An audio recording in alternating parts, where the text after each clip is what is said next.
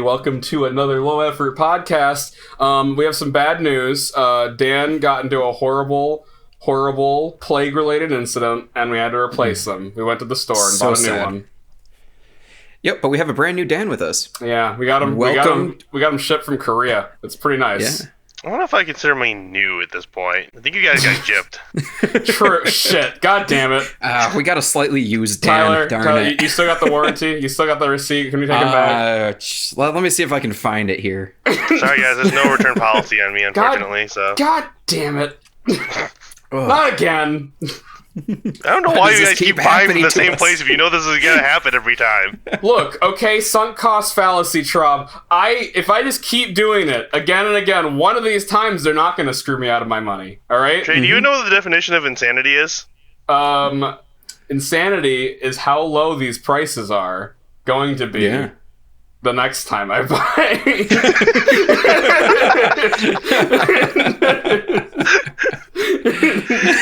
Oh boy. How you guys doing though? How's your week been? Not bad. That's good. Because my I've been week good. has been so busy. I've been a busy boy, but I have done some things which we'll definitely get into. But but Traub, how you start us off? Have you been you been doing anything this week? Like any games, movies, or any of that stuff? By the way, this is Dan. He's a returning guest. He's been on the show a few times now. Yeah, this is why I talked about that whole used versus new thing. I'm pretty sure I've been here at least once. Yes, you've been here. I've also been promised a lot more things when I come here and do these things, and I've got nothing yet, Trey. Did you check the small print? Wait, there's a contract? I'm pretty sure I sent it to somebody, and they're probably very confused. God damn it. As far as games and movie, let's see. Other than, I think movies really haven't seen that much other than Endgame, and then beyond that, game-wise, it's been mostly just getting into Darkest Dungeon a little bit, and then I went back to Hearthstone for some reason. Yeah. No, I remember you. Yeah, we had a conversation about Darkest Dungeon because that was my insanity for a good few months for a while. Yeah, I haven't played it before, but it's been interesting so far. I just figured I wanted something kind of like take some solo time up, and it's been a pretty good time so far. It does do that. It definitely can eat up your time. Mostly because of how goddamn frustrated you'll be when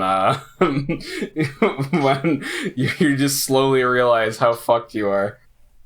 Oh yeah, no. I mean, I haven't even been in that many missions, and I've been on like the easiest mode, and I'm still like getting through there and be like, okay, I'm pretty sure someone's going to die, or has already gone pretty much insane at this point, and I don't know what I'm supposed to do to save them now. Well, here's the best part, and by best I mean here's the part that makes me want to run into oncoming traffic, is the fact that unlike most roguelikes where like if you lose, you just lose and that's the end of it, this one it rarely is just you lose. It's more just like, oh god, it's slowly coming apart and there's nothing I can do to stop it. And you just have to sit there while all your people go insane. And you don't have enough money or resources, and you have to sit there and just watch it happen. And then you're like, eventually you're just like, I just have to reset. I can't keep going. There's literally no one left. Everyone's dead. Everyone's dead or insane, or worse. That seems kind of like I think the game's called Frostpunk. Different style of game, but it seems like that's that kind is. of game as well, where it's just like things slowly start falling apart until they get more and more out of hand, and you finally lose because of that. It is an interesting feeling, but when you finally conquer it, though, it feels good. And it also takes a long time, so it's not like it's unlike a lot of roguelikes in the sense where it's just like most of those games, the play sessions are relatively short, relatively quote unquote, like an hour. Over an hour for a lot of these games is like considered an average set. Like an hour, maybe two, is considered like an average too long session. Whereas like this game, one of your runs could take you like seven hours, like six, 7 hours, and at that point you might realize how fucked you are. Usually like the 3 or 4 hour mark. And again, I've never beaten the game past, and maybe this is a slight on me. I've never done anything past easy because this game is so fucking hard. Yeah, sounds like it. So is it pretty much that you build a party and then delve into dungeons? Yeah. I mean, maybe Traub, maybe you can explain it since it's fresh in your mind. I mean, for the most part, yeah. So essentially, the first part of the game is you're coming back to a mansion that your family has owned. It is cursed. Apparently, they dug up some sort of ancient evil underneath the mansion that your family owned, and it released unspeakable horrible evils across the land.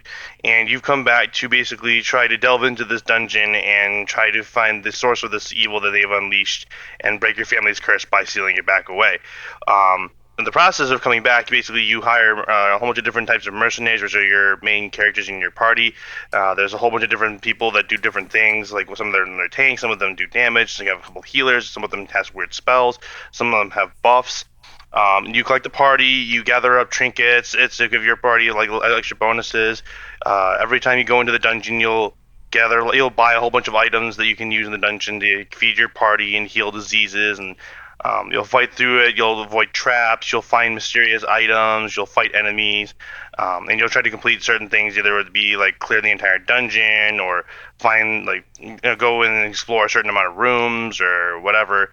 And in the process, you have to worry about your party taking damage and then slowly going insane too, because there's a lot of things that can do mental damage and physical damage, and it trades up, and like how you have to balance out your party and who you send to the dungeon every single time, and how you keep everyone from completely going crazy or running away or dying horribly. So yeah, and the madness mechanic definitely adds a whole different twist to it, because like in combat, a lot of times you're because it's like it's turn-based combat with like some positional elements.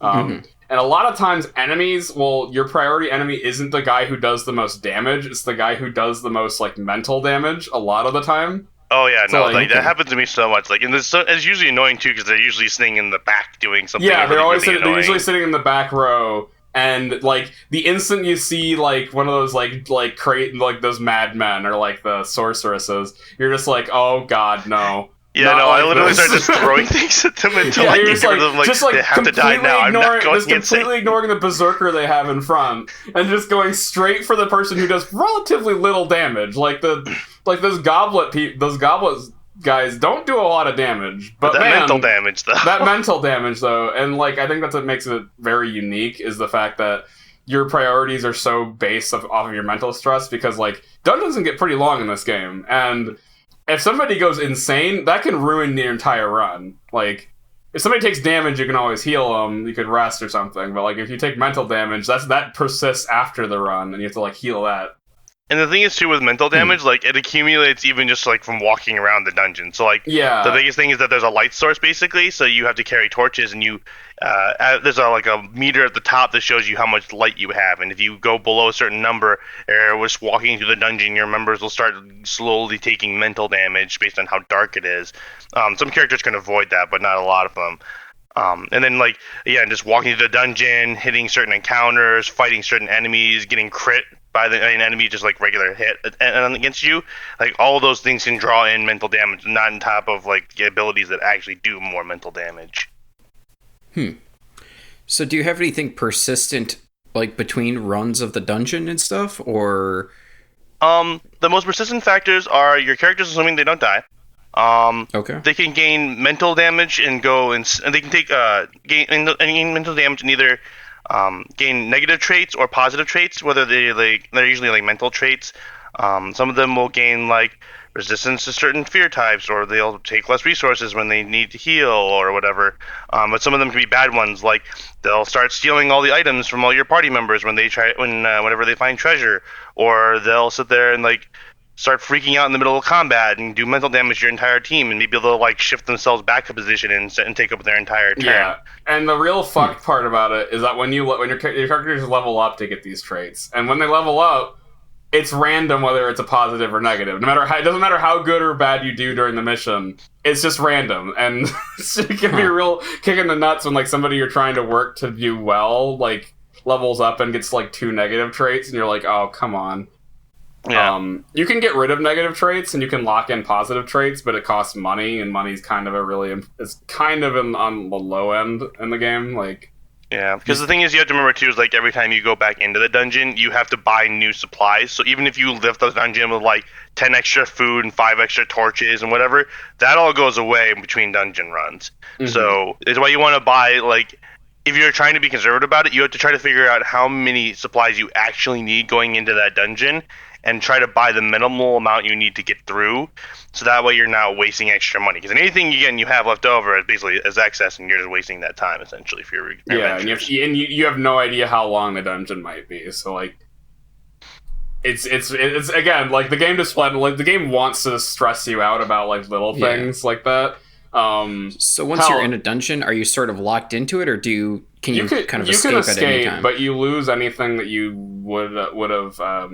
You don't get anything, and it really fucks you. It fucks all your allies get a ton of stress if you including ones that are benched. If I remember correctly, if you fail a mission, even people who are benched, they like get demoralized because you failed. So like, it's a pretty hefty punishment for not going in prepared. It usually is like one of your last resorts. Like if your party is going to die without doing this, then you need to keep certain members alive, and you're willing to pay the cost to like get rid of the stress later. Then like you'll pull out. But beyond that, generally you almost never want to pull out if you don't have to. Yeah, it really pays to it's better to buy more and not need it, even if it's wasting some money, than it is to not have enough. Unless you're trying to go into the darkest dungeon, which is actually a mechanic. I don't know if you knew about this, Traub, but you find better treasure if it's fully dark. Yeah, I kind of noticed that actually. Some people I noticed the meter saying that like if you try to find things when it's darker, it's like you get more. It's like, but the problem is you have to also worry about things getting worse for you, like enemy encounters. It gets harder, and you have a way higher chance of like getting surprised. And if you get surprised, your party shuffles. Which the way that combat works in this game is if a characters can only do certain attacks from certain positions in the party, and if they get shuffled, they basically might not be able to attack at all. So you have to just move them. Mm-hmm. And the thing is, too, is they also have abilities that only affect certain targets within those ranges. So, like, if you have an ability that you need to be in the third position and it only hits people in the first 2 positions, versus if you're in the first position and you can only hit maybe, like, the back one person, essentially, because you have, like, different abilities and AoEs, you want to have your characters in the right spot. But, again, being surprised or having characters go insane and, like, reshuffle their order sometimes can really screw up how you do combat, and it makes it harder to be, because you have to take time to sit there and reorganize your party while still taking damage. Okay. Yeah. Basically, it's a fuck. This game's a fuck. It's what that is. It seems it's really stressful, honestly. It's a very stressful game. Like, it is like the epitome of like every decision matters, and it won't tell you if a decision you made was the wrong one. So you're just like it's basically a trial and error. You try really hard to figure out how not to screw up, and then you will hit so many different problems along the way. And no matter how well prepared you think you are, you're not prepared enough. And that's the biggest thing, is that like you think, like I've had runs where I thought I was doing really well, and then I'll get thrown against a boss, and some of the bosses in this game can damn near one-shot characters. The one nice thing about the game is that if your character goes to 0 HP, they don't die immediately, which I think is a godsend, because this game would be impossible. So does it have kind of like the D&D concept of like saving throws, essentially? Essentially, yeah. If you get this thing, a debuff called Death's Door, and every time you take damage while you have this Death's Door debuff, there's a chance you die, and the chance goes up the more damage you take. Okay. But this you can pull yourself off of a death's door just by immediately healing over what you would have lost. You still keep a like I was dying debuff that persists for like the rest of the run. Yeah, so it gives you like a lot of negative stats or whatever. Yeah, so it still sucks to get there, but like at least it's not like, oh shit, this person did like 34 damage to me, I guess I'm just dead. Yep, there goes my tank. Okay. Rip. Yep, nothing can one shot you. Unless there's like some DLC bosses that can do it. Nothing in the game can actually just one shot you. So that's the nice thing, at least. They can drive you insane really quickly, though. Yeah, that's the one nice thing. Oh yeah, if you're a Death's Door, you also get stress every turn, like a lot of it. So that's tough times. I don't know. You probably wouldn't like the game, Tyler, just because maybe you would. I don't know. It's kind of got like a city builder aspect to it. That's pretty fun. And the game is a lot of fun. There's a lot of strategy involved, but man, like if you don't like stressful games, like if you don't like games that just feel hopeless, then this is not a game that you'd enjoy. Because hopelessness is like the name of the game. Like they really hammer it home. Mm-hmm. Also, I feel like from those games where like you have to really like put a lot of time in to figure out what like the goods, the bads, like the different bonuses, like strengths and weaknesses of certain parties and characters. This is a game that like you shouldn't feel bad for having to look at the wiki for like looking at certain curios or things, because like otherwise you're going to be spending a lot of time with doing a lot of trial and error, and most of it's error. I'd say 75% of choices are bad choices. So like, you have to, if you're consistently making the wrong choice, then you'll dig yourself into a hole that's like impossible to get out of. So yeah, but I definitely think it's definitely worth the money, especially if you can get it on sale like I did. I got like it plus all the DLCs for I think like $12, and it's been a very enjoyable time, if a frustrating one. Yeah. Also, I was apparently online. Your ancestor is with you, he's like sort of with you. And throughout the game, you find out just how royally fucked up he is. Like, at first, he just seems like a kind of guy who accidentally screwed up, and like the more you read about him, the more like logs you find. You're like, wait a minute, the ancestor's actually the fucking worst. Like online people, it's like a news headline that says like local man ruins everything. It's basically what your ancestor is. If you look at the lore, he definitely screws up. He really fucks it up, like really, really badly. He doesn't even really feel bad about it. Like the more you look into it, he did it on purpose. Most of the bad things he did. Wow, so basically he's a terrible person. Terrible person. And great. You're doing his bidding for reasons. Yep. Well, interesting. Yeah, but Tyler, what have you been up to? So I have been in the Golden Week sales that happened recently. Yeah. I picked up a game called Dragon Quest Heroes 2. Oh, okay. That game is made by Omega Force, which is known for other such titles as pretty much all the Warriors games. So Samurai Warriors, Dynasty Warriors, Pirate Warriors, Hyrule Warriors, Warriors Orochi. I think there's a lot of Warriors. I think they're making the Persona 5 one, right? I think so too. Yeah, they just announced a Persona 5 Warriors game, which is very confusing to me. But yeah, not the genre I would have thought. Especially not that game where you're basically a thief. So like fighting off 100 guys doesn't really make a whole lot of sense. But sure, what else? Nope, it doesn't really at all. But this game is interesting because it's not a traditional Warriors game. It's like a weird half and half mix between a Warriors game and like a traditional Dragon Quest JRPG. So it keeps kind of the ARPG elements of a Warriors game and some of the map elements and kind of fighting off large groups of creatures. But it does some of the things that Hyrule Warriors does, like having boss enemy units that you go up against occasionally. It's also interesting because it has an overworld and a town and all that stuff that you're walking through. So you actually walk through maps and areas as you're traveling around. You're not just basically, all right, now going to the next mission and now the next mission, and it's just a bunch of menu work in between missions, essentially. Oh, that's interesting. So it really has kind of changed things up a little bit. It feels just different enough from most Warriors games that I kind of like it. It also has made another nice little change, which is that it gives you these monster medals. So as you defeat monsters, they will sometimes drop a medal, and you can fit a certain number of them depending on the number of slots you have in your medal holder. Okay. And these come in 3 different varieties, like a sentry type, which basically just summons a monster to the location, and he will fight for you until he dies. There's another support type, which usually does a quick, instant kind kind of cast effect. Like it might bomb the area in front of you. It might cast a buff on you. It's debuff enemies around you. And then the last one is one where you become that type of monster for a few seconds, pretty much. And you can use their skills and abilities.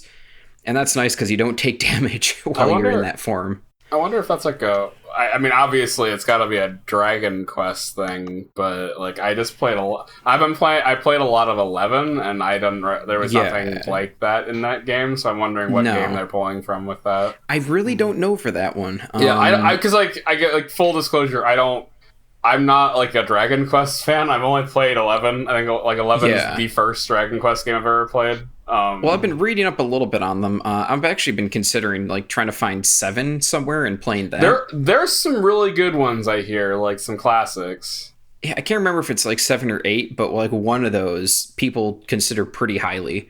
Mm-hmm. But I think I saw 7 had a thing where you could.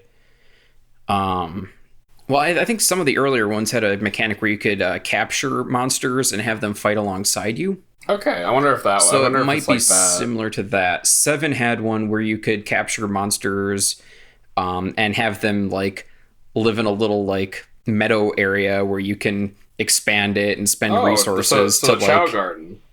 Essentially, yeah. From what I've seen, yeah. Yes, Sony, you fucking hacks. Yeah. You think we wouldn't notice, Sony? It's just the Chow Garden. Yeah. I feel like Chow Garden happened after this. Like, I don't know. I don't know. Where was the PlayStation 1 in relation to the Genesis? Or not Genesis, the Dreamcast. I don't know what I'm thinking. Shit, I think the Dreamcast came out. Did it? Remember, yeah. Like, for whatever reason, I think of the Dreamcast as looking way better than the PlayStation. It did, yeah. I think the PlayStation 1 did come out first. I think so. Yeah, if it was let's see, it came out in 1998, Dreamcast, and the PS1 came out in... No, that's not what I'm looking for. Apparently there's a place called PS1, which is not very helpful. Oh no. Like I'm assuming a store or something, not like it's like an industrial thing. Let's see. The PlayStation came out in 1994. Okay, so yeah, that's much earlier. Yeah, well, a few years earlier. So a few years earlier. So yeah, I don't know when that Dragon Quest game came out, but I mean, Dragon Quest has been around forever. Yeah, but I'm not sure about 7 specifically. That particular one, yeah. I mean, yeah, Dragon Quest. I think was out in like the Famicom or some shit. I believe so. Yeah, I mean, if the 7th one is getting released on the PlayStation 1. PlayStation. Yeah. Granted, I guess the 7th Final Fantasy was as well. I mean, so, it's probably they're probably I mean, I think they've been like contemporaries forever, so I think so, yeah. Final Fantasy's released a few more since Dragon Quest is only at 11 and Final Fantasy is 15? Yeah, well, I think it's funny because they're both Square Enix games, but so exactly. So competitors isn't really the right word. They just gotta outdo themselves, I guess. But I think that Dragon Quest likes to remake a lot of their games, whereas if Final Fantasy VII Remake is anything to go by, Square Enix. So so bringing us back down to the Warriors stuff, I gotta ask, because again, full disclosure, I kind of hate those games, and I just want to know, and Traub, you played like a lot of Dynasty Warriors and the like, right? Yeah, I played a lot of them back in the day, and the only new ones I played were Fire Emblem and Hyrule Warriors. So, but I played a lot of that kind of style. So my big question, and I don't want to be like insulting. I'm not trying to like be condescending or anything. I just can never find the fun in those games, and I don't really like. To me, it's too repetitive, and I just wonder like what? Yeah, I get you. Like, yeah, like kind of like why you kind of like. Yeah, like what it is that keeps drawing you guys into it, I guess. I guess for me, it's just because it's like really simple. It's kind of like shut your brain off, sort of doing things, and just like I guess like because I was just running around, just killing a whole bunch of things. Like it's kind of fun for a stress reliever sort of So thing. it's like cathartic, it's just kind of like, right? Yeah, cathartic is the literally word I just would kind of like use. you just turn your brain off, you go around and just blow things up. Okay. I think for me also too, back when I was doing Samurai Warriors and Dynasty Warriors before it became like Warriors Orochi and they started doing all these weird timeline things. I also really liked history stuff, so I was kind of interested in like the actual historical context of the games. Yeah, because like they were fairly story. accurate for quite a while, right? Yeah, no, they More actually or tell the less. story of like the Three Kingdoms era for China and Dynasty Warriors and Samurai Warriors talked about I believe it's the Sengoku area, is the era of when clans before Tokugawa's reign. So Yeah. it was actually very accurate to history. So it was kind of more interesting for me to like shut my brain during the actual combat parts, but like the historical learning part of it was kind of fun for me too. See, So that's I think that's what held me at least. That's kind of interesting, actually, because I don't know if you do this, Fabby Traub. I'm kind of a lore man. I like me some lore. So like if history is the best kind of lore, or at least it's the real kind. it's the real. Hey man, lore's real to me. Makes me feel like I didn't spend all this time wasting my time learning about Zelda lore. Look, I mean, on the bright side, Trey, for as confusing as that lore is, at least you didn't. It could be a lot more confusing. Yeah, There's a whole bunch of other games that are way more confusing It could be than Kingdom lore. Hearts. It could be Kingdom Hearts. It could be anything made by Square Enix. Let's be honest. I know the lore of that too. Why, Trey? Why? Because I don't know what's wrong with me. Why would you spend so much time on that? It's so confusing. Yeah, I know, and it got so much worse every time. But yeah, I think that. Speaking of Warriors games, I was going to say that, and speaking of Zelda, the Hyrule Warriors one I think is my favorite of the Warriors games. A lot of people really like it. I've actually never played it. I might have to give it a try just because I'm such a huge Zelda fan. Maybe I'll maybe just the property alone will carry me through the parts I don't like. I just like the huge amount of effort they obviously put into like just the character work. The animations and all that stuff are really good, and the fact that most characters have kind of unique aspects to them that are not shared among other characters.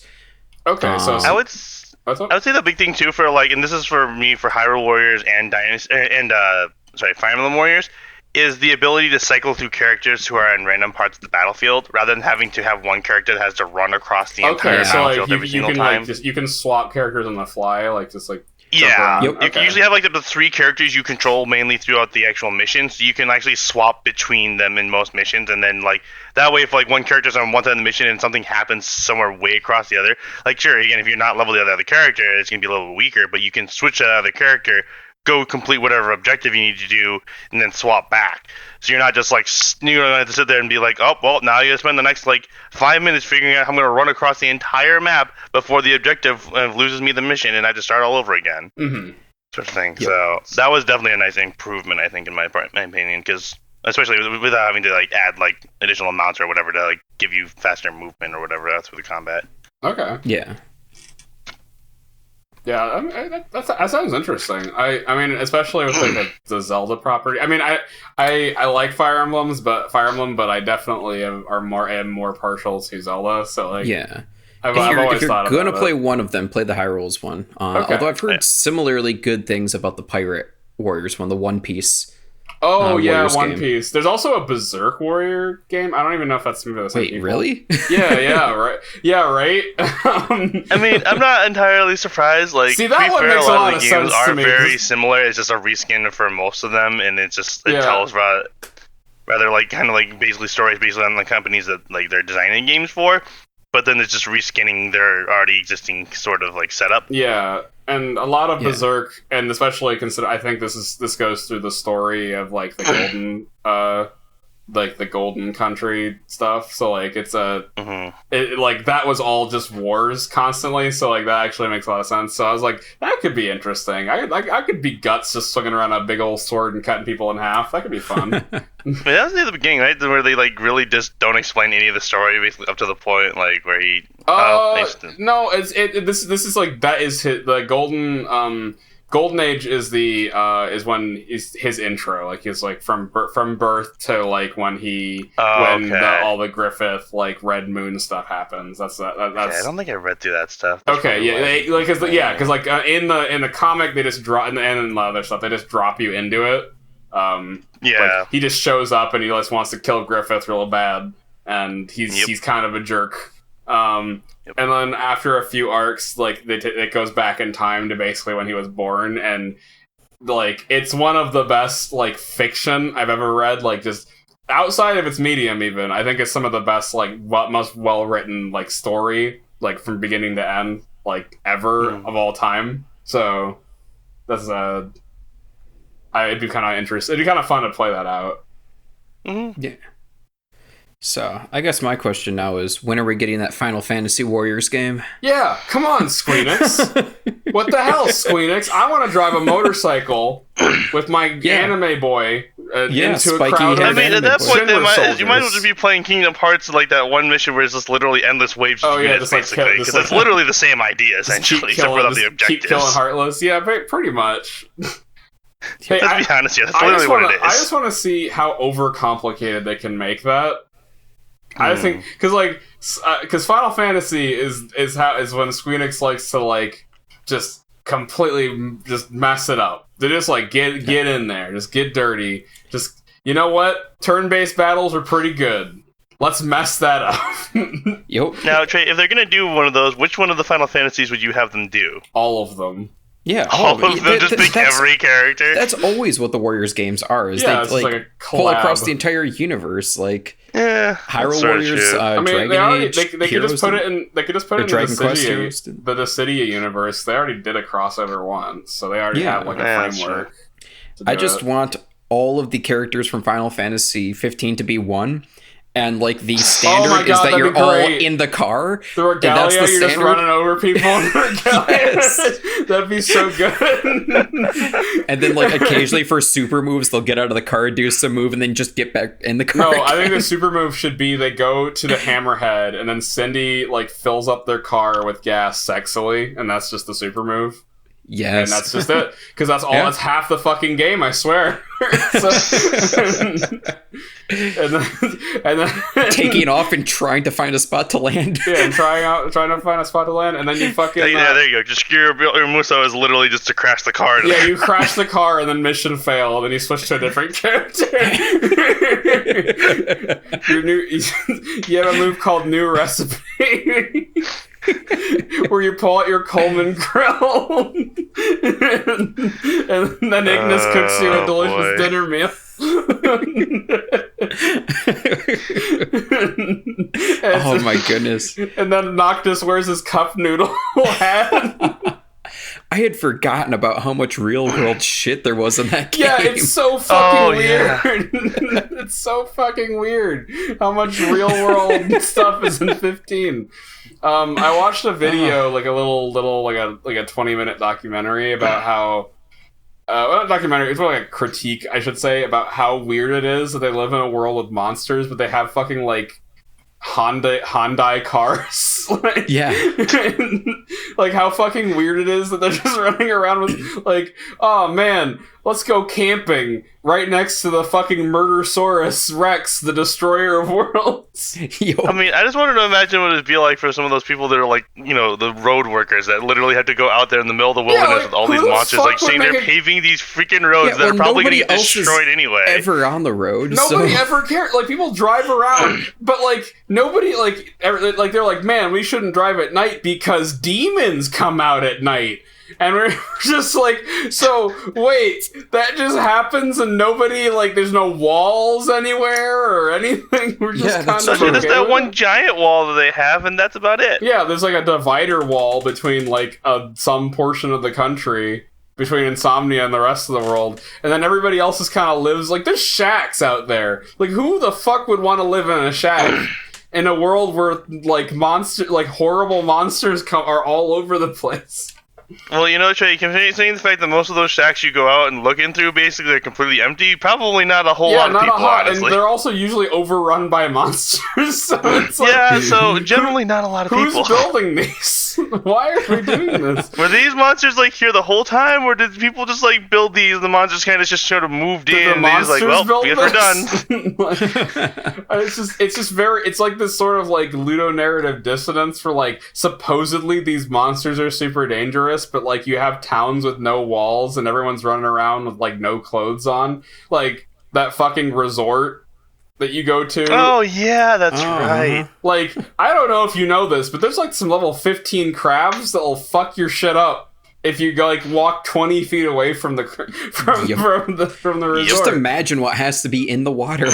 Right? Who would fish? Who would fish in that world? I mean, again, I'm also considering some of like the endgame like super monsters just flying around like the giant like turtle that's literally a mountain, or the freaking giant bird or the rock bird. Why are how are these towns still around? Like these monsters should have literally just wiped them off the map like years ago. The first monster you meet is like the size of like 3 city buses, and he just kind of pieces out. But you know he could just kill everyone. Who can stop him? Yeah. Also, was the like final fight of that entire game like just basically mash one button for like 5 minutes straight, and that was like the entirety of the fight? Because you're just like flying through the air and you like can't control anything, so all you can really do is just like hit attack button. You know, that's a lot of Notch's ability. I was gonna say that sounds like a lot of just like most of the big moments in the game is just smash but one button usually. Yeah. Like some of the other characters had some more interesting things. Like Noctis was literally just throwing swords and basically chasing the swords around, hitting people and throwing more swords around. I thought the combat was pretty interesting when it wasn't scripted, but like if you get to any script, like when like Leviathan shows up or you're fighting Titan or whatever, like it's a lot of it is just mash A or mash X to win. Yeah, I also like never used magic in that game because it was such a frickin' pain to do anything with magic in that game. That's challenge mode right there, Tyler. I was talking to Austin, and apparently you can basically cheat if you spec into magic. Oh, I'm sure. Like it seems if you can like make it so like you get a bajillion XP if you kill somebody with a bomb. So yeah, I never touched the stuff, so I have no fucking clue. But according to him, if you're doing it right, you can, like, just completely break the game with magic, which, of course, you can. Of course. I mean, that sounds right for most of those kind of games, honestly. Yeah. You can find some pretty silly ways that, you know, you just push, like, you can spam certain combinations and then the right way, and it's like, oh, and I kill everything now, and nothing can stop me. And game's broken, and now I'm 800 levels, too high for everything. Good game, Squeenix, you did it.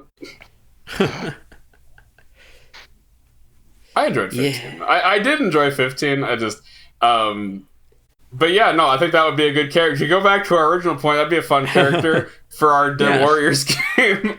But yeah, changing subject though, just so I can get my 2 cents in this week, because I did do some stuff, not a lot of stuff, but I did some stuff. I saw Shazam. Ooh. Yeah, I saw Shazam. And I thought it was a little weird because I don't know how, like, I saw the sequel Chuck, and I don't really know how that happens. Like, why does he work at Best Buy later? That's kind of weird. Sorry, that's a bad joke. Anyway, it was fun. It was a fun movie. I enjoyed it. I do have some complaints. Mainly it was that movie was like 2 fucking hours long, and it really, really didn't need to be. It was way too long. Have you seen it? I have, yeah. Okay, yeah. It's I enjoyed like I'd say I enjoyed like a good 70% of the movie. I thought the part when he gets Shazam was like really fun. Yeah. Like when he's just jumping around, like just having a good time. I thought that was a pretty fun bit. Mm-hmm. But there were parts where like, one, I thought some of like the character turns didn't feel deserved. Like when him and his buddy just stop being friends, it feels like really sudden. Like, and for like really juvenile reasons, which I guess they're children. So like maybe being juvenile is like a thing that just happens. Like when you're a little babby. But But, like, it's literally, like, he feels like Shazam isn't paying enough attention to him, and he doesn't show up at lunch, and so he gets a super wedgie, and that's apparently enough to just be bad. Like, I don't know. It felt really contrived to me, but, Yeah. And also the villain's motivations, to me, didn't make a whole lot of sense, but, like, it didn't really matter. He was, like, the Ronin. It's like the Ronin effect, where he's just kind of there to make the plot happen. Yeah.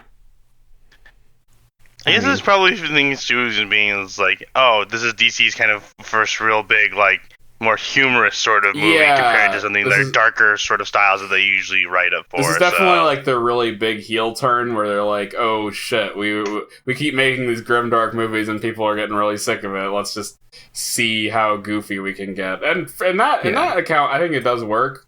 Some of the dialogue is real bad. Like, oh boy. Yep.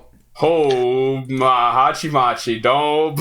Some real bad dialogue in this one. I will say my biggest issues with the whole movie were that some of the gags just went on a little longer than they really should have. Way too long. Like, it's just, you had a good joke and then you just dragged it out. Kept going. just man. And that just kind of goes back to, like, the bad dialogue. It's like, you just gotta keep doing it, huh? Just keep hammering it home, huh? You just gotta... Okay, I got it. I understand the joke. Please stop. Like, oh, goodness. Yeah, there's just so many times in that movie. And then the other big issue I had with it was the kind of disconnect between the older and the younger Shazam. Yeah, they don't act very similar, do they? No. It seemed like they basically told, what's that actor's name? I should know this. I don't remember. The Chuck. It was my Chuck joke. It was main actor from Chuck. But anyway, it seemed like he was basically told, hey, act like a kid, without really, meeting the kid actor and seeing what the kid actor was doing. And I thought the kid actor did a really good job. I thought he was fine, but he was really stoic until he transforms, and then he just, like... it's Zachary Levi. That's right. It's the main actor, but he's really stoic up until he transforms, and then, like, the instant he transforms, he just turns into a huge goofball, and that's I noticed that too. It's very disconcerting. Like, it's just very like, it feels, you get, like, some whiplash almost. It feels like. Yeah. Also, one moral this movie taught me is that your real parents suck. Foster homes for life. Yup. Foster parents, best parents, real parents, get bent. All the actual parents in this movie are trash people. Pretty much. They're just garbage. Like, his mom is the worst. Like, oh my... Like, she's supposed to be, like, a sympathetic figure, but, like, the more you, like, think about it, the worse it gets. Like... Yeah. The less defensible it seems. Like... Yeah. We'll see. I think...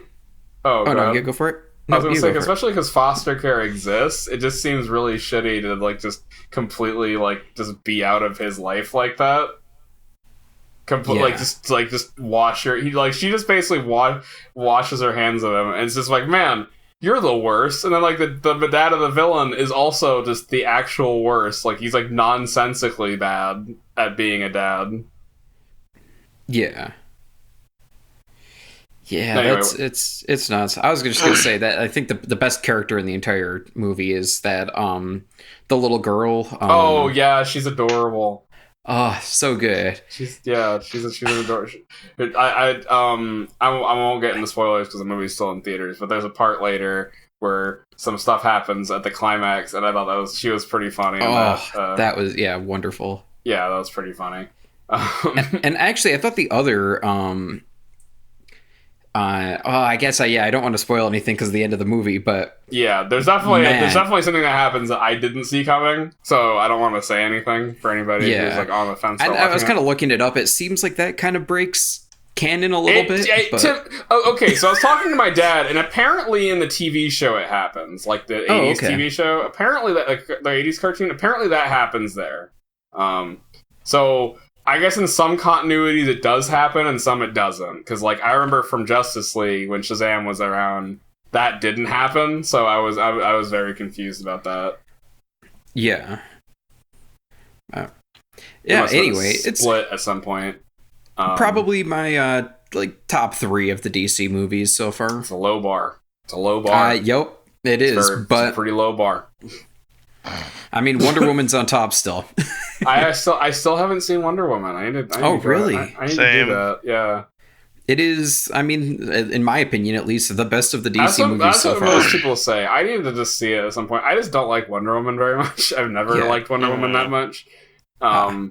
Like the whole idea of like the Amazons and stuff has kind of never interested me. So I was just but it is the best one. See, what I really want to see and what I can't wait to like get on Netflix or whatever is Aquaman, because apparently that movie is like primo stupid, just like maximum it is. dumb. Oh, you saw it? Yeah. Okay, no, yeah. like Apparently Woman... that one is like maximum like stupid, and I just can't wait. It's people have compared it to like Dragon Ball Z levels of dumb, where it's just nonsensical stuff happening constantly, and it's hype as fuck, and I just want to see that so bad. Yeah, and honestly, the fight scenes are just fun in that movie. Like, yeah, like I hear they're just like so over the top, like they're amazing. Like it like transcends being, because like from what I've heard, it's not a good movie, but like it transcends being a bad movie. Like it's so it's not so bad, it's good. It's just so completely blithely unaware about how not great it's being that it just like ends up being great unironically anyway. I don't even know. It's I just really want to see it. I want to see this movie because all the fucking every review I've seen for it, they've shown like battle scenes of like some underwater crab war that happens, and I'm just like, why is that shark what is happening right now? It's really it's an enjoyable movie. Although when somebody told me that they liked that better than Spider-Verse, I was like, okay, did you disown them? I wish I could. Did you say that that if you died tomorrow, you'd make sure that nothing you ever owned came to them?